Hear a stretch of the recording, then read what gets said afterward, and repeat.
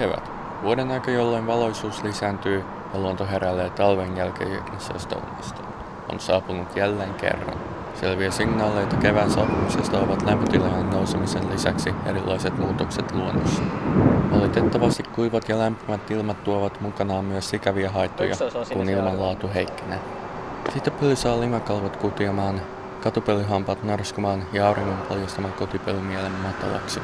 Kysymme Luxian opiskelijoilta, mistä he pitävät ja mitä inhoavat keväässä. Moi, mä oon Samu Hiittola. Mä käyn tiedon- ja viestintätekniikan perustutkintoa täällä Luxialla. Moi, mä oon Sarita Tuominen ja mä opiskelen Luxiassa ohjelmointikehittäjäksi. Keväässä mä pidän siitä, että tulee lämpimät kelit. Mä saan alkaa käyttää mun pyörää, joka ei ole kunnossa tällä hetkellä. Mä saan pian alkaa mennä uimaa ja pihalla voi alkaa hengailla oikeastaan enemmän, koska ei ole enää tosi kylmä. Ja sitten mä vihaan keväässä sitä, että tulee ylikuuma ja silloin ei halua olla pihalla.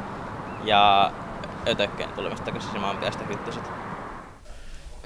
Keväässä mä pidän kukista ja kasveista, kun luonto herää, ja musta on kiva, kun lämpimät ilmat tulee, niin voi heittää talvivaatteet kaappia ja pistää nahkarotsin päälle. Ja keväässä mä sit inhoon sitä, kun mä oon hyvin allerginen siitepölylle, niin mulla nenä vuotaa koko ajan ja kurkku kuivaa ja silmät kirvelee, niin se ei ole kauhean kiva ja sit on koko ajan tukkonen. Riippumatta siitä, rakastatko vai vihaatko kevättä, luonnolle ja eläimille se on alkusoittoa saapuvan kesän yltäkylläisyydellä.